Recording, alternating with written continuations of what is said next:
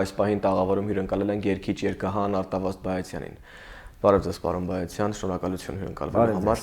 Պարոն Բայացյան, 101 տարի անց Հայաստանը հայ ժողովուրդը շարունակում է միջազգային հանրությունից պահանջել ցեղասպանության ճանաչում, ինչպես նաև դատապարտել Թուրքիային իրենց նախնիների գործած կառավարության նախկին կառավարության գործած ոճրագործության համար մեղադրել։ Չեք կարծում, որ արդեն ժամանակն է ոչ թե պայքարել ցեղասպանության ճանաչման, այլ հանդես գալ որպես պահանջատեր եւ պահանջել Թուրքիայից։ Իհարկե կարծում եմ, որ ժամանակն է, ուղղակի այնպես ստացվեց, որ պատմությունը մեզ մի փաստի առաջ կանգնեցրեց, երբ ցեղասպանությունից անմիջապես հետո սովետական կարգերի ժամանակ խստիվ արգելվում էր նման թեմայով ընդհանրապես խոսել եւ քիչ է որ արգելվում էր, նույնիսկ Թուրքիայի նման պետությանը պայմանագրորեն ուրեմն երաշխավորում էին, որ հայերի ցանկացած ելույթ անպայման կճնշվի, այսինքն ոչ մի բողոք չի լինի։ Եվ ստացվեց այնպես, որ այն սերունդը, որ իսկապես ինչպես ասում են մազապուրծ էր եղել եւ հավաքվել էին այս Հայաստանում եւ ինչ որ մի կերպ փորձում էին իրենց կյանքը կանոնակարգել, այդ սերունդը լռությամբ անցկացրեց դա եւ խոսացողը եղավ հաջորդ սերունդը, նրանց երեխաները եւ 60-ականների կեսից սկսած ինչ որ մի շարժ եղավ եւ այնուհետեւ բոլորը արդեն գիտեն պատմականորեն հուշարձանը կառուցվեց եւ այդ թվերին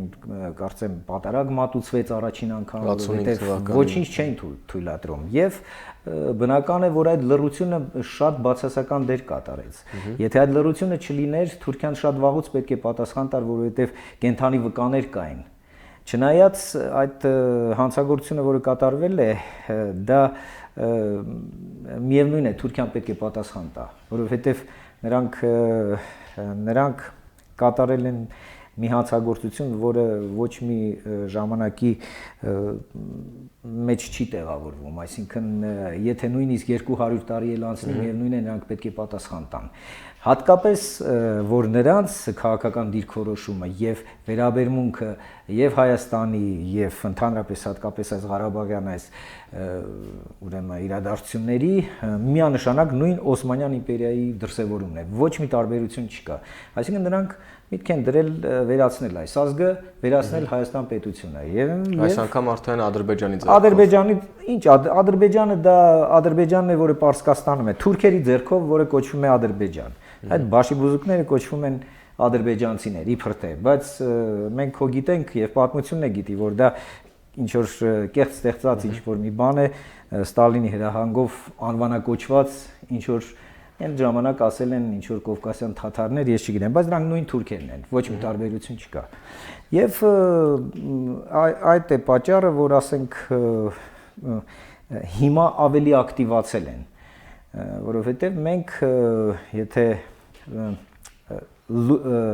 ռեալ նայենք իրավիճակին, մենք մի 25 տարի է ինչ վիճակի ենք այսքան բարձրաձայն խոսել այս խնդրի մասին անկախությունից հետո։ Մինչ այդ շատ զուսպ էր եւ շատ սահմանափակ էր ամեն ինչ։ Իսկ խոսելով ճանաչման մասին, եթե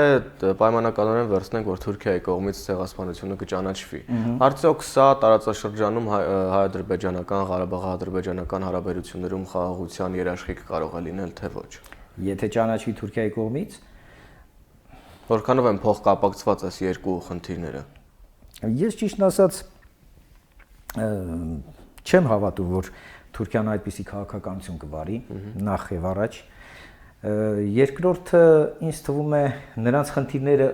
այլ հարթության մեջ են եւ նրանք ոչ թե ուզում են ճանաչել, այլ ուզում են ամեն ինչ անել, որ այդ հարցը ընդհանրապես վերանա եւ ջնջվի եւ չլինի։ Սկսած ամեն տեսակի կաշառքներից,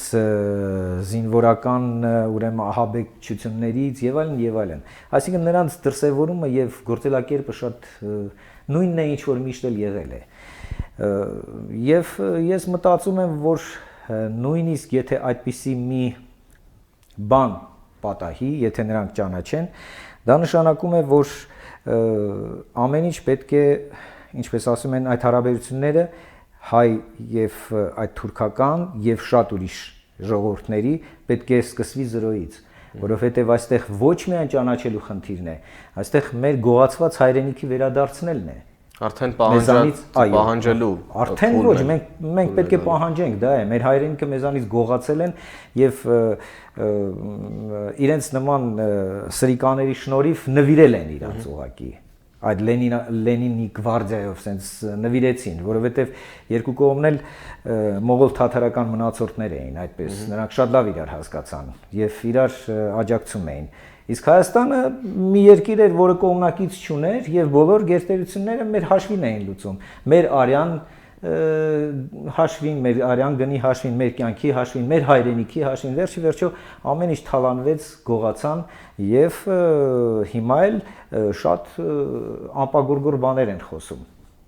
որը շատ կասկածելի է եւ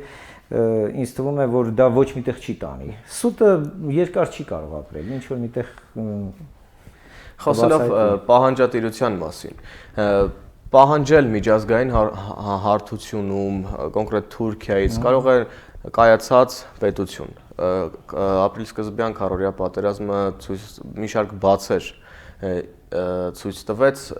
կայացած պետություն կառուցելու համար առաջնային քայլերը, որոնք եք տեսնում։ Դե ինձ թվում է, որ բացեր կարող են լինել եւ ես ոչ թե ինչ որ արդարացնում եմ դա, այլ ուղղակի ասում եմ, որ շատ հավանական էր, որ շատ տարբեր ճնշումներ կային, երևի պետք է հասկանալ եւ իսկապես պարզել թե ինչումն էր խնդիրը եւ պլյուս դրան ներքին անկազմակերպվածությունը եւ այլն, բայց այնուամենայնիվ ես կողմնակից եմ այն հարցին, որ մենք ունենք պետություն եւ մենք ունենք այդ պետության մեջ գործող բոլոր ինստիտուտները, որոնք պետք է աշխատեն այդ հարցի շուրջը շատ հետեւողական, առանց որևիցե ինչ որ գորգրոցների եւ էմոցիաների, ավելի իրավական դաշտում եւ կարելի է այդ հարցը իսկապես եթե քաղաքակիրթ երկիրը սիրում է ուրեմն դատաստան, ապա պետք է բերել հասցնել նրան, որ մի ուրեմն Նյուրնբերգյան դատավարություն կազմակերպվի, դա պարտադիր է։ Դա մենք պետք է անենք, ոչ մեկ մեր փոխարեն չի անի։ Մենք դրա շուրջ պետք է մտածենք, այսինքն եւ այստեղ մի շատ կարեւոր խնդիր էլ կա այդ բացերի վերաբերյալ։ Ես մեկ անգամ ասել եմ, ուզում եմ հիմա էլ ասել, մեր այդ կարգախոսը, որ անցյալ տարի հիշում եմ եւ պահանջում եմ, որ կար, ես չգիտեմ թե դա որքանով էր ամրագրված ինչ որ փաստերով կամ ինչ որ մի փաստաթուղթ կար, թե դա ինչ է նշանակում, ինչ ենք ուզում դրանով ասել, բայց ես այդտեղ մի բան զգացի, որ բաց է թողված, այդ հիշում եմ եւ պահանջում եմ այդ երկու բառի արանքը պետք է լիներ պարտավորվում եմ։ Սա պետք է լիներ։ Մենք պետք է հասկանանք մի շատ պարզ բան։ Ուրեմն ես հիշում եմ, դա շատ լավ է, ես պարտավորվում եմ համապատասխան ուրեմն քաղաքականություն վարել կամ պարտավորվում եմ համապատասխան վերաբերմունք իմ կողմից այդ հարցի շուրջը եւ ընդհանրապես իմ երկրի նկատմամբ եւ միայն դա կարող է նախաբան լինել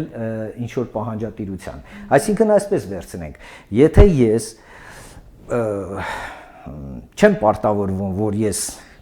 պետք է լինեմ կաշառակեր, ես ոչ մի պահանջ չեմ կարող ներկայացնել, որովհետև ինձ կարան ցանկացած գումարով վարձեն, կաշառեմ եւ ես ցանկացած բան կվաճառեմ։ Այսինքն այստեղ ոչ միայն բարոյական հարցերը պետք է շոշափվեր, նաև իրավական հարցերը։ Այսինքն այսպես, եթե դու պաշտոնյա ես եւ դու գրավել ես այս պաշտոնը, դու պաշտոնը պարտավոր ես դու այսինչ բաները անել, որի հետևանքը նա կլինի, որ դու կարող ես ներկայացնել այդ պահանջատիրողներին, այսպես ասած։ Իսկ այդ պաշտոնյաներից ով պետք է պահանջի։ Դե ես ասում եմ, դա երևի պետք է ինչ-որ մի իրավական փաստաթուղթ լիներ։ Այդ դեպքում դա ավելի ազդեցիկ կլիներ մեզ համար, դա մեզ համար է շատ կարևոր։ Արտաքին աշխարհի համար դա այդքան էական չէ, որտեղ արտաքին աշխարհը կնայի, թե մենք ինչպես ենք մեզ դրսևորում, ինչ հարց ենք տալիս եւ նրանք համապատասխան դրան կամ պատասխան կտան, կամ էլ կասեն մենք դրա այդ գործ չունենք, կամ էլ կասեն այո, ճիշտ եք ասում, այսպես։ Ես ի նկատի ունեմ, մեզ պետք է մեզ համար բարձել այդ հարցը, որովհետեւ դա շատ կարևոր բան է։ Եթե նույնիսկ ասենք վերցնենք ամբողջ ամբողջ աշխարհը ճանաչի ցեղասպանությունը, մենք ինչ ենք անելու այդ ճանաչման հետ։ Այստեղ հաջորդ հարցը կա։ Արդյոք մենք դրան իսկապես պատրաստ ենք, այսպես ասենք, որովհետև եթե մենք դրսևորում ենք երբեմն շատ կասկածելի վարք շատ հարցերում եւ ներսի ասենք մեր երկրի ներսում եւ ընդհանրապես արտաքին քաղաքականության մեջ գիտեք ինչ մի քիչ կասկածելի է դառնում այդ պահանջատիրական այդ մղումները մի քիչ հասկանալի է դառնում մարդիկ ուզում են կոնկրետ ճիշտ հասկանան թե ում հետ գործ ունեն ներքին ուրեմն իշխանավորների եւ ում հետ գործ ունեն արտաքին աշխարհում դա շատ կարեւոր է Վերջին մի քանի օրերին արտաքին քաղաքականության ու արտաքին աշխարհի ազդեցության մասին խոսեցինք։ Մի քանի ցույցեր, հանրահավաքներ անցկացվեցին ռուսական քաղաքականության դեմ։ Դուք ինչպես եք վերաբերվում այդ։ Ես ճիշտն ասած, եթե ուզում եք իսկապես անկեղծ իմանալ իմ կարծիքը, ես ինձ թվում է, որ դա ուղղակի, չգիտեմ, ինչ որ ներքին զգացողություն ունեմ, որ դա ուղղակի բեմադրություն էր։ Դա բեմականացում էր, նպատակը բեմականացում էր։ Ըստ երևույթին, գիտեք ինչ, ըստ երևույթին պետք է ինչ որ ցույց տալ մի բան, որ իբր ժողովուրդը դրա հետ համաձայն չի, բայց ժողովուրդը իսկապես համաձայն չի։ Հասկանում եք, ինչ որ ցուցադրական շատ բաներ արվեց, ես ճիշտն ասած չեմ հասկանում դա։ Իսկ խոսելով ներքին խնդիրների մասին, կայուն պետությունը պետք է կառուցված լինի կայուն արդյունավետ աշխատող կառավարության եւ գիտակից հասարակության վրա։ Այսօր մենք տեսնում ենք, որ հասարակության ու իշխանության միջև մի անտեսանելի պատնեշ կա, տեսանելի, բայց այս դեպքում երկրի ներսում պահանջատերը պետք է լինի հասարակությունը, պետք է պահանջի իշխանությունից։ Հասարակական ընկալումներում ինչ փոփոխություններ պետք է լինեն ըստ ձեզ այդ առումով։ Եվ ինչպես պետք է դա անել։ Այստեղ մի շատ կարևոր հարց կա, ուրեմն պետք է հասարակության ուրեմն ֆունկցիան մեր երկրի կառուցման եւ ղեկավարման մեջ ամենաառաջին շարք բերել։ Դա շատ կարևոր է եւ դա պետք է անեն մեր օրենսդիրները եւ դա պետք է անեն այն մարդիկ, որ կոչված են, այսինքն ինչ որ քաղաքականություն վարել երկրի ներսում, եթե նրանք իսկապես սիրում են իրենց հայրենիքը, այլ ոչ թե օգտվում են պետության բարիքներից ընդամենը։ Սիրում են իրենց հայրենիքը, դա շատ կարևոր է եւ համապատասխան ուրեմն ինչ որ կարգերով եւ խնդիրները լուծելով կարելի է գալ ասենք հասարակության ակտիվության, բայց արդեն բարձր գիտակցության ոչ թե ինչ որ ուղակի այսպիսի ընդվզումներ, բողոքներ, որը ընդամենը ասենք ոնց որ գիտեք ինչ որ մի գորգռոց է բան, որ ոչ մի բան չի լուծում, վիրավորում են մեկը մյուսին եւ համարվում է, որ ինչ որ մի բան ասվեց, բայց այդպես չէ։ Որ մենք հասկանանք ինչպես կարող է հասարակությունը ուրեմն տեր լինել իր երկրին։ Դա շատ կարեւոր է, աշխարհում շատ լավ փորձեր կան եւ դա պետք է ուսումնասիրել եւ դա դարձնել օրինական մեր երկրում։ Ես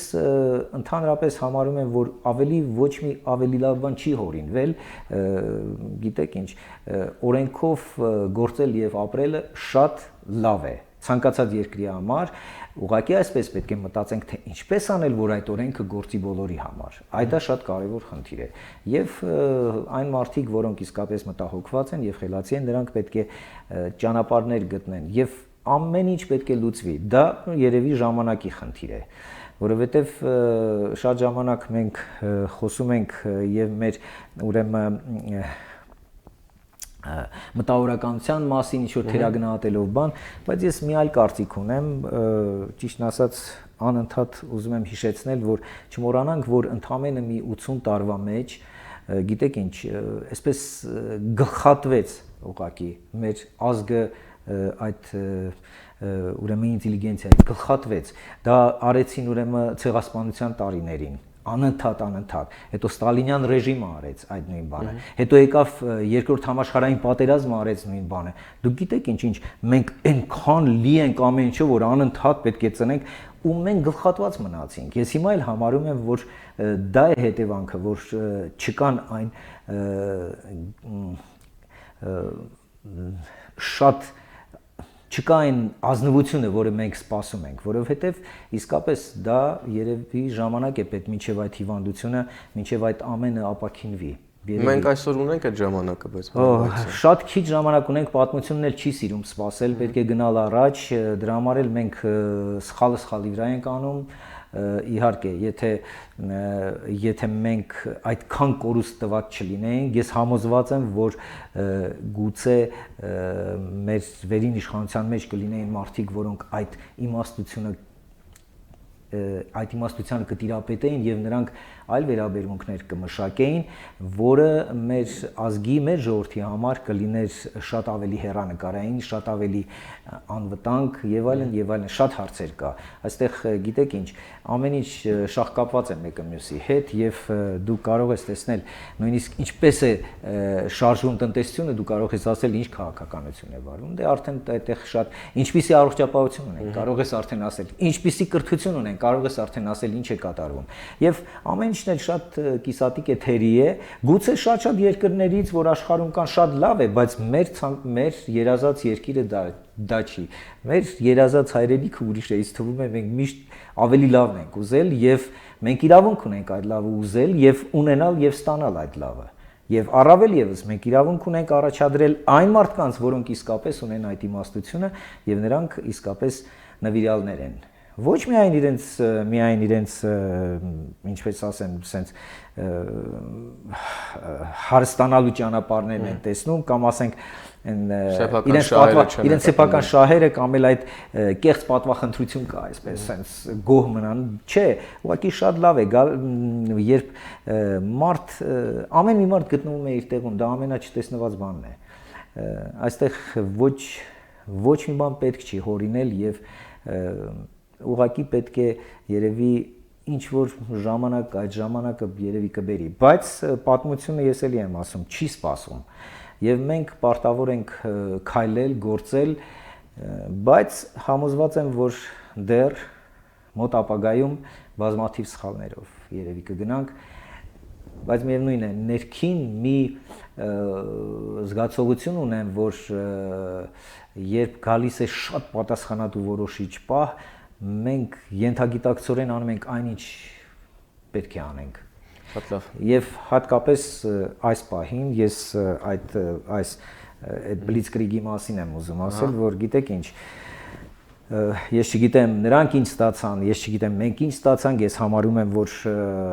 շատ բոլորն էլ տուժեցին, միայն այն, որ այդ երիտասարդները չկան, արդեն շատ վատ է։ Մեզ համար համենայն դեպս այդպես է, ես չգիտեմ նրանք ոնց են գնահատում իրենց մարդկանց, այդ թուրքերը, բայց համոզված եմ, որ այդ պահին աշխատեց հենց այդ բնազդը, այդ գիտակցությունը աշխատեց, առաջ ընկավ եւ ոչ մի հարց ու պատասխան չկար, ուղղակի մարդիկ գործում էին այնպես, ինչպես պետք է գործեն, շատ հետաքրքիր պահ էր, դա էլ ասում եմ, որ բավականի լավ որակներ ունենք, որը պետք է արթնացնել մարդկանց մեջ, այլ ոչ թե սպանել։ Շնորհակալություն պարոն Բայազյան հետաքրքիր զրույցի համար։ Հարգելի հեռուստադիտողներ, հիշեցնեմ, որ առաջին լրատվականի տաղավարում ուղիղ եթերում զրուցում ենք երգիչ երգահան Արտավազդ Բայազյանի հետ։